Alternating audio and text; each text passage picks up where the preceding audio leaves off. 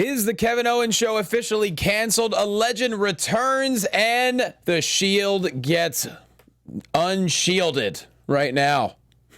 You're tuned in to AfterBuzz TV, the ESPN of TV talk.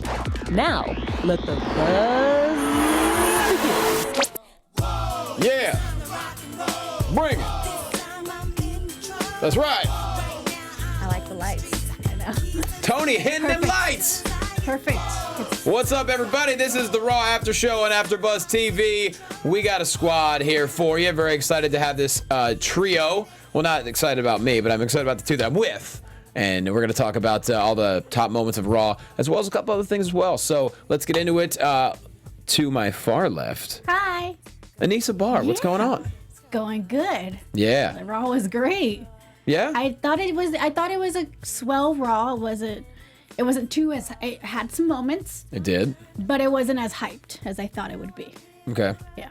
Overall, okay, before we get to, actually, I'm going to move around. I haven't slept in a while, guys. It's been a long 9 days, so I'm just getting back into the swing of things. And, of course, to my other left, or just my overall left, you see her every single week with me on Xbox 12360, and she's all over the globe making it happen. She's Denise Salcedo. I like that intro. You're making me feel a lot more special, Johnny. Thank you. Well, you're very special. Come on now. So, yeah, here we are. Obviously, the rest of the crew, they're not here. Let's see. The hobo / Robert Baines, he is at the dojo at New Japan right now. TK Trinidad, I don't know where she's at. And Evan Mack, I don't know where he's at. But neither one of them can make it. And so here we are. We're going to have a good time. Yeah. So overall thoughts of Raw. I mean, we got a little while before Hell in a Cell, and then they're also trying to build up to the super duper show in Australia, as well as Evolution. They're building up for 3 different shows. It's a bit of a difficult balance. Yeah, I agree. You know, earlier today when we were kind of talking about all the matches, I was like, wait, okay, this match is on this show, and that match is going to be on this show. Oh, and this was for this feud is building up to Evolution. Oh, this is building up to Hell in the Cell. Mm-hmm. You're right. I didn't realize it until you said it right now, that there is a lot going on. There it is. And a lot of mixed match challenges, mixed tag team, women versus women. I couldn't keep track. Yeah, it was a lot. You had to correct me. I thought the mixed tag was happening in Australia, and you said, no, that's happening at Hell in a Cell. I said, okay, I don't know what's going on. By the way, TK is from Toronto, so it's a bummer she's not here to rep the town. But hey, what are you going to do? So we're going to go over like the top moments of Raw. It's hard to cover over 3 hours worth in 45 to 50 minutes. So we're just going to go over the things that we thought were the coolest. And then at the end of the show, I want to talk a little bit about the event I got to do commentary for over the weekend, Blackcraft Wrestling. Some of you may have watched the pay-per-view. I know you saw a little bit of it. Mm-hmm. Yeah, and so we'll get to that. Mm-hmm. Let's get to Raw right now. Kevin Owens and Seth Rollins was unreal tonight. Yeah. I love that match. I love the dives. I love the outside. It felt... It was 3 commercials, so it was it was the longest match, but I liked. But then again, I don't know what they're trying to do with Kevin. You know, I don't know. What's going on? I mean, well, let's get to the match first. I mean, the Seth Rollins Open Challenge was kind of cool because last time he did this, he lost the title. That was a couple of months back. And Kevin Owens, I mean, people went nuts when his music hits, justifiably so. They are in Canada, even though Toronto and Montreal, a couple miles away from each other, or kilometers. Is that what they measurement? I don't know. We're not from there. But yeah, this match, this is what this Raw needed. Let's be honest. There wasn't a whole lot going on over the course of the 3 hours. So just start to finish. And then the stunner, the springboard moonsault. I was like, what? Okay. So I kind of feel like Seth Rollins has sort of found this rhythm that all his matches have been good, and it's because he's been doing like this similar thing throughout his matches, but it's working. He does a bunch of high spots, then he does his near falls, and it gets the crowd going. So it's interesting that Seth Rollins has found something that works for him, and now, he's just putting it across out there with all his other opponents.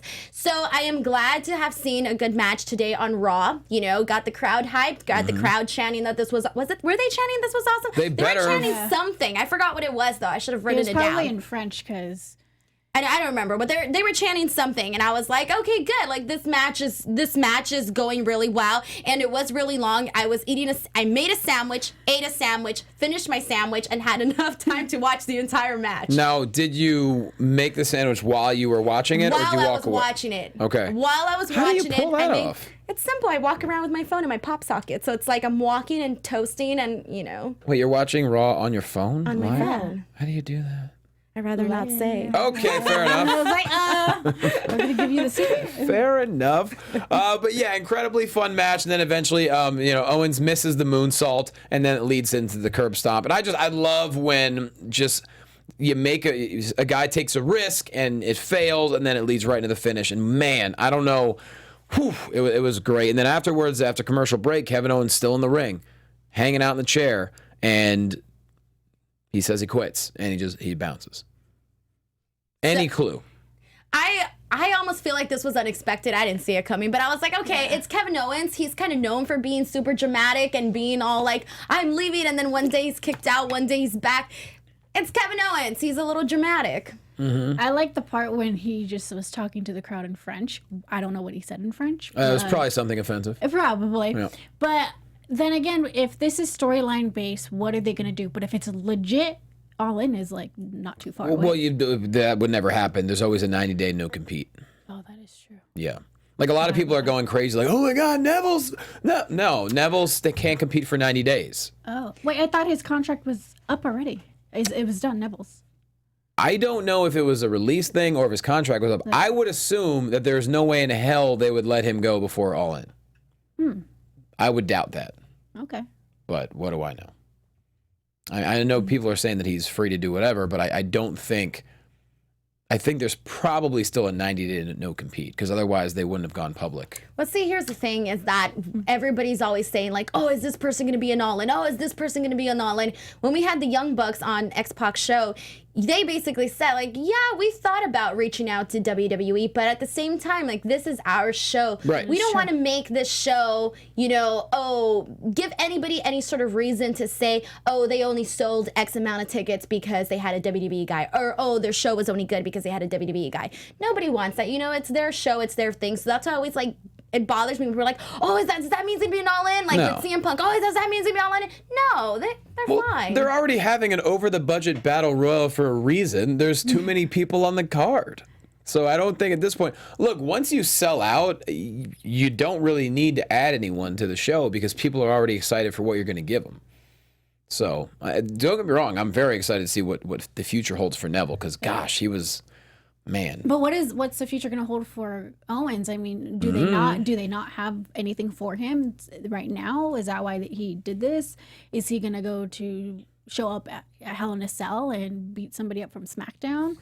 I mean, I originally thought the thing with Braun was going to continue for a long time to where I said it on the show. I said, I really hope this brings the monster out of, Kevin Owens. But I'm going back to when the porta potty incident and like 1 week after the other, it was Keystone Cops and Braun was just murdering him every single week. I'm like, oh, this will bring the monster out of Kevin Owens. And then kind of just went a whole different direction. And now Braun's cashing in on... I feel every time we think we know where Braun's going, something different happens, which we'll talk about later today. Oh, we got a comment in chat roll here. Oh, yeah, this is from AJ. Kevin Owens will read... Oh. Good one, Tone. He says, Kevin Owens will re-debut as a totally different character, Kevin Steen. Yeah, totally different. Completely different character. Not even close to Kevin Owens. Not going back to the American... Even though he's not the U.S. champion. Face of America? Yeah. I don't know. Anything with Kevin Owens, I'm happy. If he's on the TV screen, he owns every single thing. He was the best part of the show, without question. I mean, Rollins obviously takes two, but I think we could all agree Kevin Owens was the best part of the show. Just everything, his emotion before the match, everything he did in the match, and then afterwards. Also, all the crazy bumps that Kevin Owens has been taking, I almost feel like they're trying to kill him. Why are people trying to kill Kevin Owens? Maybe he needs a break. Maybe that's what he's doing. There you go. I don't know. I mean, he goes to Disney World a lot. With does he?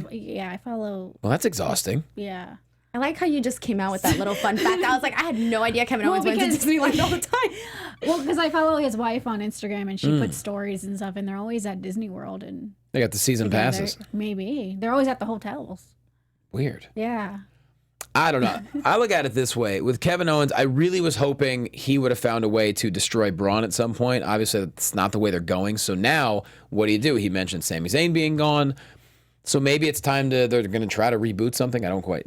Or maybe put Owens back into the title run if Braun wins it, and then do that feud. Ooh. Do you really think, though, that Braun's going to win at Hell in a Cell? Roman just won the title. Yeah, but they've always taken titles off of people who just won it. Mm-hmm. That could be a good point. I would like to see Kevin Owens and Braun get back into it. Only Kevin Owens finally getting something. I feel like it's just probably going to be like, not like a rebranding, but maybe, I don't feel like he's going to be gone. I feel like next week he's going to be back on Raw doing something. Like, to me, it just seems so abrupt. Like, I'm not taking it very seriously. Yeah. Either way, though, it was a nice wrinkle in the show that was certainly unexpected when the match happened. Yeah. And just for him to storm out and say, I quit. I mean, that's... In Toronto, Canada. In Toronto, Canada, which is close enough to where he's from. And then, of course, later on in the show, you have Constable or General Manager Corbin saying, Kevin Owens quit. I got paperwork to do. Like, just saying it very nonchalant. What are you going to do? Actually, fun fact, because I follow Kurt Angle's wife on Instagram, too. They're actually moving. That is why he is not the GM. They're moving houses because she was posting, oh, I'm finding all these gems of Kurt Angle when he wrestled. We're moving to a different house. Okay, so you're saying he's gone 1 week? I don't know, maybe gone for a while. I mean, how long does it take to move? I don't know. They probably bought a big old house. Yeah, but I mean... And to upset everything, put new furniture. You don't think this is going to lead towards Kurt Angle returning to the ring? Versus Baron Corbin? Mm-hmm. But really, though, Baron Corbin, does he really deserve a match against Kurt Angle? I mean, Baron Corbin's just annoying, but yeah. I love Baron Corbin. I know we had this discussion earlier. Last week, I think me and you, Johnny, were totally on opposite spectrums of Baron Corbin. We were. Yeah, we were. I love Baron Corbin. And I hate Baron Corbin. He's just, I don't care for him. He's just annoying. Yeah, then he's doing his job. You should hate him. Well, hold on. Here's the thing. Is he annoying to you personality-wise or wrestling-wise or both? He's good in both. Really? In the ring, he's fantastic. Well, a guy his size, are you kidding me? Well, that's because Finn Balor's in there. That's why he's so good. Oh, come on. Let's not give all the credit to Finn Balor. He's been wrestling Finn Balor on all the house shows. I understand that. I will give him a few bonus points for personality. Okay, I've giggled a few times when Baron Corbin was on TV. All right, whatever. But wrestling-wise, no. Oh, that's what they were chanting today. That's one of the chants that stuck in my mind today with the Baron Corbin-Finn Balor match was the crowd was chanting, "You can't wrestle." Oh, right. That was one of the chants that stood out to me today. To Balor? No! To Corbin! How do you know for sure? Come on. Because we know Finn can wrestle. Well, you guys are disrespecting Corbin. I don't appreciate it. I'm sorry, Baron Corbin, Constable Baron Corbin. The point is, I can't stand Baron Corbin. I will continue to sing the praises of the Constable / General Manager as often as I can. I think it's great. Okay. I can't argue with you, Johnny. No, you already did, and I'm not going to... It's never ending. I feel like bringing out, like, clips and just circling, going, this was bad, this was bad, this was bad. Okay, giggle there, whatever. Yeah, okay. To be fair, though, who would be... Okay, so you're a Finn fan.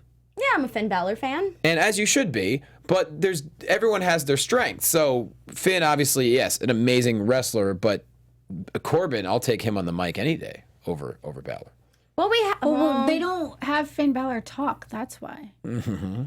Well, they need to have Finn Balor I feel like that giggle was there's a reason why. No, but I feel, let's say, for example, if Finn was given more of an opportunity, I think what you're trying to say is that his character and what he would portray would be a lot more something that people would enjoy thoroughly a lot more than Baron Corbin, I think is what you're trying to say. Yeah, and I love Balor. I'm just saying everyone has their strengths. I think Corbin's being used to his strength in his character. I think it's actually been pretty good. Yeah, I mean, in terms of where he was at the beginning. He's good as a heel. Mm-hmm. He's a good heel. Of course. So, but he's just annoying.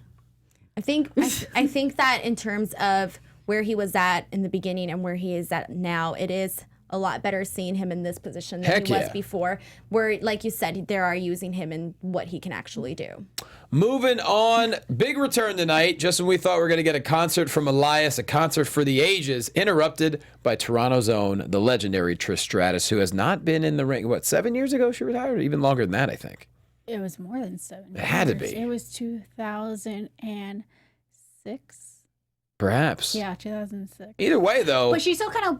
Go on. Sorry. I'm just saying, Elias is hilarious, and it was a cool little segment, and then it got even bigger, and then it led to a match, and then all of a sudden the Bellas are wrestling again. Just a lot happened in a matter of 20 minutes.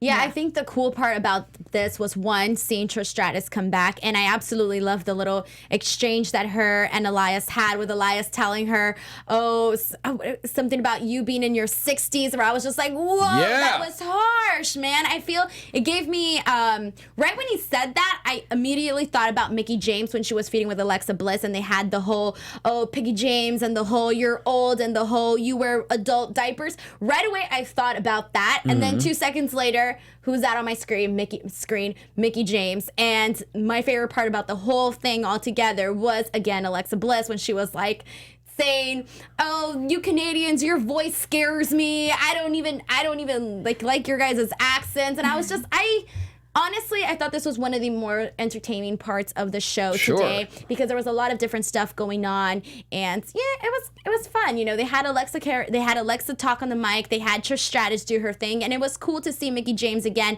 with Trish Stratus in the same stratosphere. There you go. That wasn't intended. I totally agree. But I what really reminded me was when Alexa was pretty much saying, I know someone you know very well. And that reminded me when Christy Hemme said that and Lita popped up when they had that feud back in the day. So I was like, oh, they're bringing back a little history. But Mickie James versus Lita is probably one of my favorite women's feuds of all time. Yeah. That was amazing. I wish they would do Crazy Mickie James when she came out, because that'd be great.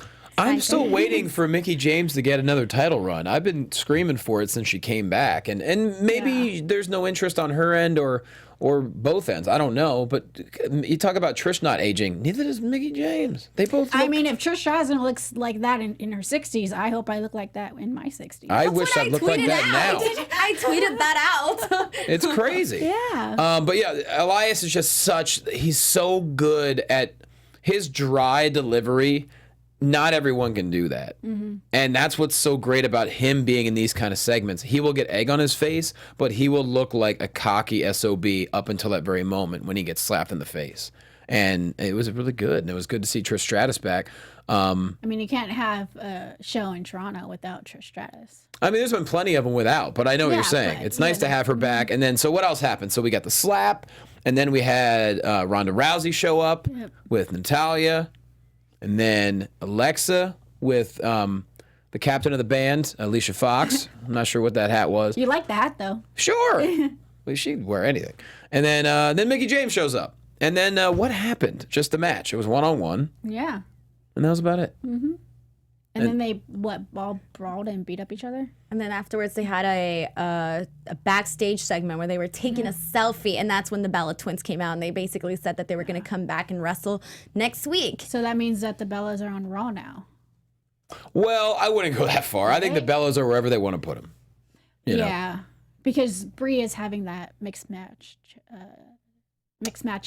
with At Hell in a Cell. Yeah, with Maurice. So that's a SmackDown, technically. Yeah. That match. I mean, do you guys see the Bellas really coming back, though, full time? No, I feel like it's more just obviously on the eve of Evolution. Why not? I know a lot of people don't like them or don't care for them, but they have a very strong influence, and a lot of girls like them. So you gotta, to bring them back. They did something, so bring them back, have them on there, have them on the card, have them, work their way up towards it. And I'm still thinking they're probably gonna do.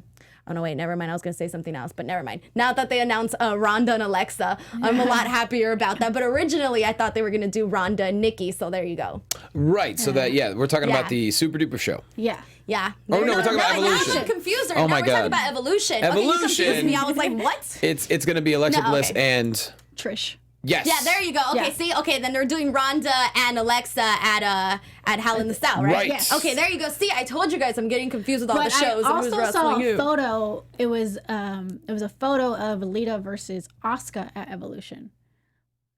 It was like behind. Someone took a picture behind the hard cam, and there was a picture of it. I don't know if it was photoshopped or not. I think I have it in my phone. I could show you. I feel like they would Yeah. be probably a lot more careful with that, don't you Yeah. think? That would be a very interesting contrast of styles, to say the least. Well, I mean, Lita is a very big fan of Japanese wrestling. So Absolutely. maybe. That could be a lot of fun. I mean, I think it's funny too because they haven't mentioned anything about ticket sales for Evolution. No. Well, no, they did. Well, no, I know they're on sale, but we haven't heard anything. And a lot of people are saying, "Oh no, are they worried it's not going to sell out?" I'd be shocked if it doesn't sell out. Yeah. I mean, it's going to be in New York City. It has to. Well, it's Long Island, which Yeah. but still, it's close enough. I think that arena seats 14,500 or something like that. So But it's like a Honda Center. yeah. Yeah, small. But to me, I mean, obviously we haven't had news about it selling out this soon, but a lot of people are saying, "Oh no, they're worried it's not going to sell out." I don't know what they're worried about. It's historic. It's the first ever. I know a lot of people are trying to get their ticket, and they live across the United States. Yeah. And they're flying out for this one show. Well, here's the thing with the women is that there's been how many groundbreaking moments that people have thought, oh, this probably isn't going to go well. Maybe the Money in the Bank is not going to go well. Maybe the Royal Rumble's match is not going to go well. And you know what? It always goes well. Granted, they prepare a lot in advance for this. So obviously, WWE is not going to just throw them in there. They're going to have some sort of, preparation and make sure that everything goes well with Evolution. So I don't feel like they're going to have, oh, I'm disappointed because the show didn't go well. And I think that if people are on the fence of watching or going to Evolution, then maybe they should look back at the other stuff that's been going on and realize, okay, this is going to be, it's going to be a good show. mean, like you say, it's a history. It's a first It's time a ever. no-brainer. I don't know who would be on the fence. If you're in the area, don't know why you'd be on the fence. It's going to be a really good card. Also, Bellas and Ronda are taking on the Riot Squad at the Super Duper show. So that's official as well. That's gonna be interesting. And do you think we're going to get Nikki and Ronda at Evolution? I feel like that was the long-standing rumor, and that's what I was thinking. I almost feel like, only because, okay, well, obviously, Ronda has the star power. We already know that. Yep. And Nikki, compared to most of the girls, she's the one that's the most, like, mainstream one, I guess you can say, with their reality show and whatnot. So I'm sure WWE would want to get that press and that, it works for both of them, not just for, it works for the reality show. It works for them getting news out. That's the way I see it. But I mean, granted, I know that many of us can argue that there would probably be, I guess you can say, a different opponent for Ronda Rousey instead. But who knows? It may or not be Nikki. But then again, will it be the main event? Will it be for the championship? So they haven't, if it does happen, what type of match is it going to be? I don't know. I found the reaction they've gotten to be interesting. So Brie just knocked it out on SmackDown and literally knocked Miz out almost. But I feel like Nikki's been getting boos, which is very interesting. I like them both. I mean, they're both. Nikki's an amazing interview, by the way. They're both very, very polite. But Nikki's memory is incredible. Like I've seen, she's remembered me every time she shouldn't remember me. So I'm a fan of the Bellas just as people. As far as characters go, I don't know if they're going to come back full time or what the deal is going to be.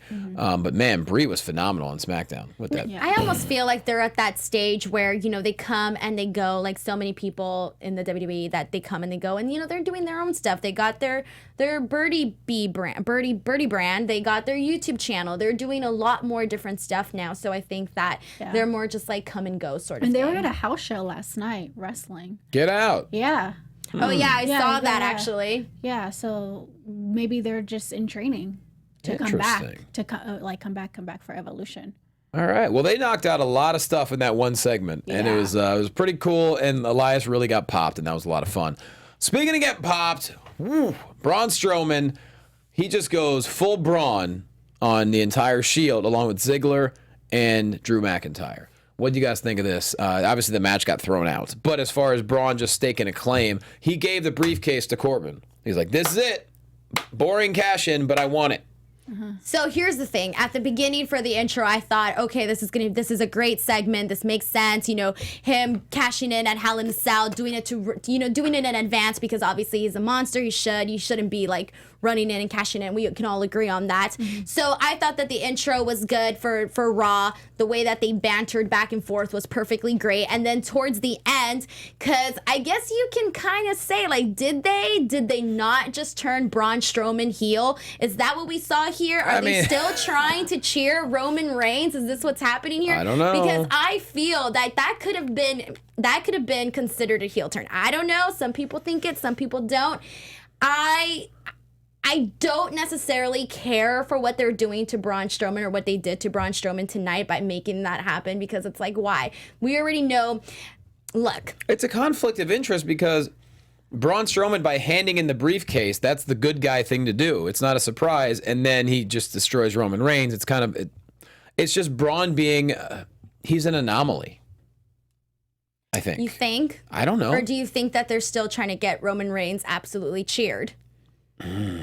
Because I almost feel like that's still the end goal here. And, you know, obviously Braun Strowman is like one of the biggest baby faces that they did have here. And so, like, why not keep that going, you know? And why do this and have him raise his hand with Drew and with Dolph Ziggler? That's basically saying, like, I'm on their side now. I'm a bad guy too, etc. I don't feel like the fans are necessarily going to see it that way, but I feel like what was intended there was almost like if they were turning him heel. But because he's Braun Strowman and people still like him, it's kind of like, To your point, he did yell one thing tonight that we haven't heard since he was a flat-out bad guy, and that's when he screamed in his face, "I'm not finished with you." So, you would bring up a really good... I mean, it was pretty blatant, wasn't it? Yeah, well, because, I mean, you think about it, and, you know, they're supposed to be on the same side tonight, like, hey, let's put our issues aside, etc. We'll deal with you later. And then he goes and does this. It's like, okay, I think it's a heel turn. Yeah, everyone in chat roll's agreeing with you. It's pretty blatant. Thank you, chat. Yeah. Now, the question is, though, is that going to work? No. It's not going to work. Yeah, I mean, if we're basing it just according to crowd reactions, you're absolutely right. I don't see how it's going to change the crowd reaction whatsoever. When Braun attacked Roman Reigns, the crowd, there was a little bit of boos, not that many. And then obviously they were more mad when he attacked Seth and Dean, because obviously they're more over with the crowd. So they reacted differently when it was Seth and Dean. So think about it, like, why else would you attack guys that are necessarily liked by the fans? I was upset when he attacked Dean, though. There you go. I mean, honestly, and maybe we're just jumping the gun and things will change, but to me, the way to go would be, if you're going to make people go heel, the Shield. Yeah. They have two titles. We haven't seen the Shield be heel in a long time. Well, they got a new T-shirt, so forget about it. Right. But no, here's the thing, though. It's like, if you put them heel and they have two titles, they do whatever they have to do to protect those titles. You have Dean Ambrose. He's the guy without the title, but he's also he's that third guy that's always assuring that the title stays with the Shield. That's such it's a winner. It's such a winner scenario for me. I think if Dean ends up winning any championship, like whatever, then that's when they'll probably become heel. I honestly feel that Dean, I know everybody's all hyped about him coming back, but I still feel like ever since his match with Brock, things have gone like downhill for him. So I feel like this is his chance right now to kind of last year Mania? No, it's like 2 years ago. I'm bad at my years, really bad. But anyways, I feel like he has to come back up and get built up. Like right now he has the hype, but can he keep the hype steady? Like, is this still, when, you know, in a few weeks from now when he comes out, are people still going to be hot for Dean? I think that he has to kind of keep at it, you know, because he. And you know how you do that? By being him leaving, yeah. You do it by being an a-hole, because he. That's how you come back to make an impact. You have two of the titles. You guys, the Shield, if they became, and you keep Braun the way he is. Now I understand Drew McIntyre and Dolph Ziggler, they're obviously heels or whatever, but like to me, I would love to see the Shield just doing whatever they could to keep those titles and just making everyone livid. I think it's going to work more than trying to get people to cheer for Roman. Oh, yeah, for sure. I mean, I feel like you would think they'd give that up by now. Poor Roman. No. I'm sorry, Roman. It's hard. In 2018, it's really hard to... Well, you can't predict an audience, and you also can't it's like the Becky Lynch thing. Becky was phenomenal on SmackDown. Right, yeah. Here's the thing. People are siding with her because everything she's saying makes perfect sense. It does. And then we haven't seen a heel Becky since NXT. Right. So it's time for her to shine. Just like Dean Ambrose, you have to remember, he just came back from an injury. They probably don't really have a big storyline on what they want to do with him. So they're like, okay, just bring back the Shield. Let's do this temporary. Then maybe possibly turn him to a heel. Because when he came out, that gave me heel vibes. And I was like, okay, cool. I'm ready for this. I haven't seen Dean become a heel in a long time. Sure. Everybody likes him, heel or face. But if you give him that microphone and he could talk. Oh, of course. And just have him talk and become a heel, then he'll get over. Wait, quick question. So you guys all agree? You guys both agree with Becky being a heel? Is that what I'm getting? I mean, I agree with everything she's doing. I just don't know if it's going to get the crowd reaction they would like to elicit, in my opinion. I think it was definitely the wrong call. Well, no, for sure. here's my point. People are going to side with Becky regardless. Because so she's you just, cool. Well, she's great. And you just got to let Becky do what she should be doing. And so, and you can't worry about what the crowd's going to do. You just got to let her, what she's doing right now is perfect. You got to let her do it. And whatever the crowd does, bleh, so be it. Because we haven't really heard Becky be a heel, like when it comes to the mic. We haven't really heard her talk as a heel on the And I mic don't think as she's a going to be. while. Yeah. So I think it's just going to be her and Charlotte and however the crowd reacts. I just think that it's not going to go so great with Charlotte if Becky's supposed to be the heel, but yet people are reacting to her as a face versus Charlotte, who is a great heel and should be a heel, and have her supposed to be the baby face, even though the fans are not going to take it like that. Anyways, I just think it's weird, the whole situation. So when it comes down to it, Hell in a Cell, Braun and Roman, do you see a title changing hands? You know what? Honestly, here's my thought process on this. One, Roman Reigns has, as we know, it's no big surprise, no big news that hasn't been booked very great, the last few years. We know that, okay? So having him lose the bouts would kind of be like, really? Can you keep kicking Roman Reigns while he's down? Like, why do you got to keep, doing this to him, But then at the same time, Braun Strowman is that guy that, we're seeing him go uphill. Are you going to tell me that you're going to stall that just for Roman Reigns? And don't forget, last year's Money in the Bank winner, Corbin, that was a blatant disaster. There you go. So I just feel like they have something with Braun Strowman, and I don't want to see that ruined. But at the same time, how much more can Roman Reigns get screwed in a way? Well, that's why I think the Shield, what they did last week, if they would just keep that going, you turn Braun into like a modern day Stone Cold, to where you have these three guys constantly beating him up. Because one dude can't beat up Braun Strowman. Three of them sure as hell can. You keep him from that title as long as humanly possible by just be monsters. And then you cut down the monster. Yeah, I don't think if he's going to cash in on Hell in a Cell, obviously Dean and Seth are going to somehow make sure that does not happen. You would think. Yeah. Impossible. Or unless some magical way they get in. But no, he already gave the briefcase to Corbin. So they're already doing the Hell in the Cell for that. So to specifically get them not to help out Roman Reigns specifically. Yep. And last thing real quick, it looks like the Revival might finally be #1 contenders again, and I would love to see another match between them and the B team. Anything B team does, I'm on board completely. At first I thought the Revival was going to quit. I'm like, oh no. Not again. No. So we got to talk about the live show, Denise. Oh yes. All right. What can I hold on really quick? Okay. Wednesday night. B team's great. Okay. Yes. I just had that. It had to come out. Go. All right, now we have the live show, X-Pac 12360 live at the Bootleg Theater in Los Angeles. And I know you're excited. I'm excited. Yes. We're all excited. First time ever. A lot of first time evers going on, but this is the first time ever specifically for us. We've been... In a Hell in a Cell. No, there's not going to be I was going to say, that'd be great. No one told me about There's that. no cage. I went to the Bootleg Theater for bar wrestling. And what'd you think? It has a lot of seats. Okay. Yeah, there's a lot of seats. It's like a regular theater, small. But cool. I think the show would be awesome. Well, the doors open at 7:30. There is going to be a meet and greet with Sean. Then at 8:30, the show starts. So you guys can check it out at ticketfly.com. Bootleg Theater. You guys can go to Sean's Twitter. Yeah. You guys can go Facebook, Twitter, Instagram. You guys know how to search. We all know how to search. Bootlegtheater.org. Hit the calendar page. Anywhere in Los Angeles. We're going to be in LA. If you're anywhere in the area, you got to go. Wednesday night, 8 o'clock. Denise will be there. Sean's going to be there. Jimbo's going to be there. I'll be there. And we're going to have really, really great special guests. You're going to be very happy with who you see on that stage with Sean. And it's just going to be a great night. Just great stories, a lot of laughs, and just people coming together for what we love, and that's professional wrestling.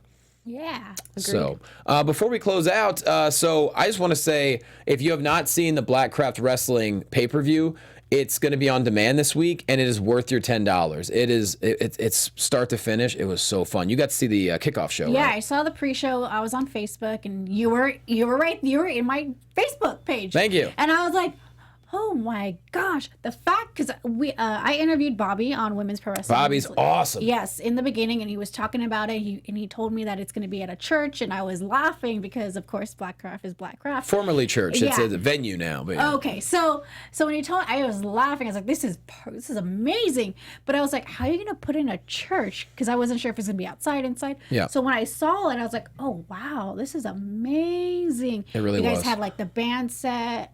It looked so like a PCW event, but better. Yeah, it was so fun. It was amazing. And then you and Bees can, like, when I was like listening, I'm like, wow, they're like the JR and King of independent wrestling. Well, on commentary, because you guys had that connection, and that's very we did. rare. We had never worked together before. Exactly. That's what I was gonna say. You guys never worked. You told me you never worked before. We And it actually, was just- the weird thing is we're next door neighbors. We didn't know until No, about a month really? ago. Swear to God. oh, funny. Weirdest thing ever. But no, It's meant to be, Johnny. I think it was. It was an honor to do. I mean, like, and also Championship Wrestling. We had our red carpet rumble yesterday. That was just phenomenal as well. Yeah. But just commentary is just was so fun to do. And then Paige was there, yes, and then her mother wrestled. her mom is the new Blackcraft Women's Yeah. Champion. So and she's John vicious. Morrison is Johnny Blackcraft. Yes, now. he is. He's Johnny Blackcraft. Yep. Every name, and then Taya wrestled the night before when I was Mm-hmm. talking to Taya, and then she was like, "Oh yeah, I'm gonna go to." I'm like, "What the hell?" If you get the pay-per-view, the ladder match alone is going to be worth your $10. I was kind of terrified for my life. We were sitting 3 feet from ringside, and there were 3 ladders in front of my eyeballs. Oh my gosh! It was scary. Also, we had a great 4-way tag match. OVE are the new Blackcraft Tag Team Champions. Those guys are evil. I love them. The next one's going to be in Anaheim, October 5th. But I got to tell you, just I'll be there. one of the greatest experiences of my life. I mean, I've been calling matches for years, but to call a live pay-per-view that was over 3 hours long, where everything's in the moment, they're in your ear, like, oh, we're going to replay, then I got to go to the monitor, then back to the ring. It was the coolest thing ever, and just to be a part of it. Blackcraft Wrestling, guys, get on board. A lot of wrestling publications did not pay attention to it. Guess what? You need to, because it's really great, How and is it's the worth the $10. band? There were a couple bands. Okay. Heroes kicked off the show, and then Falling in Reverse closed it out. And it got a little messy with the lead singer, Ronnie Radke. Yeah, I saw someone jump off the. Oh, that was part of the ladder match. Yeah, that was intense. That was G-Raver. He is a maniac. So yeah, Blackcraft Wrestling, just check it out, guys. It's worth your $10. It'll be on demand this week, and you're going to have to hear me for about 3 hours. I apologize for that. But otherwise, it's a great show. You're going to love it. So let's put ourselves over. Anissa Barr, go. Hi, I'm Anissa Barr. You could follow me on social media at Anissa Barr. If you guys want to go to bar wrestling, I go to bar wrestling all the time. I'm actually going to go to Ring of Honor in Vegas because Flip Gordon said I should go. So I'm going. Also, if you are interested in mystery boxes, wrestling stuff, go to WrestleCrate.com, order your subscription. We're having an item from Christian. So if you want something from Christian, you better post for 5 seconds. Rosenberg? No. Christian. Okay, nice. She's like Christian. I was like, wait, Edgy Christian. it's going to be a flowered shirt? What's going No, on? so if you want to do that and post for 5 seconds, go on to WrestleCrate.com, subscribe. It's easy, and let us know. Awesome. I've seen the Denise pins too. They're really Salcedo. cool. Denise Salcedo. All right, you guys can follow me on Twitter and on Instagram at _Denise Salcedo. But please make sure to check me out on YouTube, youtube.com/Denise Salcedo. I will be at Expo Lucha this weekend in Las Vegas, trying to get interviews in English and in Spanish, so you guys can watch me botch that. Anyways, but come check it out. YouTube.com/Denise Salcedo. If you guys subscribe, I will be like forever happy. That's going to be a lot of fun. I hope so. I was supposed to go, but something happened. Okay, good deal. Well, if you're going to All In, we hope you enjoy All In this weekend. I don't know if I'm going yet, but I might be. Anyway, X-Pac Live, Wednesday night, August 29th at the Bootleg Theater in LA. Otherwise, I'm at Jay Quasso on all social media platforms. And watch Championship Wrestling from Hollywood and Arizona every single week worldwide on Fight TV. And otherwise, that's about it. And follow everyone else on the show that's not here tonight. And follow Tone Beat Tone in the booth. We love you guys. Thanks for watching. Thanks for listening. See you next week.